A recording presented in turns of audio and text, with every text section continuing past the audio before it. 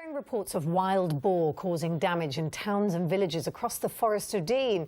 It's estimated there are around 1,500 of the animals living in the forest, with more appearing to venture into residential areas rather than staying in the woods.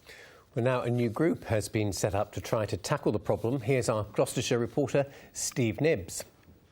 Wildlife in the graveyard here isn't uncommon and often welcomed, but wild boar aren't, jumping in over the wall and foraging for food around freshly tended graves. It's a special place within the community to be able to come and visit loved ones, and you don't want to be greeted by the sight of all the grass around the grave of a loved one being turned over and everything just being messed up, really. I think we've got a almost unique situation here where the boar are so close on a regular basis, which makes it more difficult to do anything about it.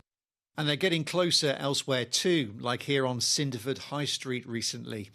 And at the recreation ground in Edge End, some of the worst boar damage we've seen. The ground now unusable, the memorial bench surrounded. For many, it's gone too far, and now there's cross-party political support to try and take on the issue. The buck is being passed between the Forestry Commission, the District Council, the police, DEFRA. No one seems to want to own the problem. So now all town and parish councils are being invited to form a new group to take on some of that responsibility, to try and regain control of the wild boar here. If District Council doesn't have any clout, let's see what collectively the town and parish councils do. And we have to start doing something now, because I know the community out there will not forgive us if we don't. The finger is often pointed at the Forestry Commission, who cull boar on its land to try and control numbers, but the population is still going up.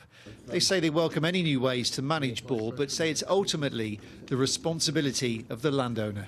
Obviously, the number of road traffic accidents involving boar might concern the police in terms of, road safety type aspects, and again that touches on county councils, highways when they're in the towns in the built-up areas.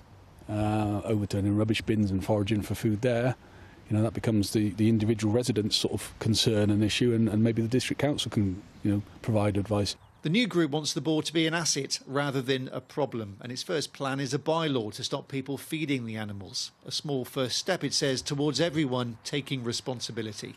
Steve Nibbs, BBC Points West, in the Forest of Dean.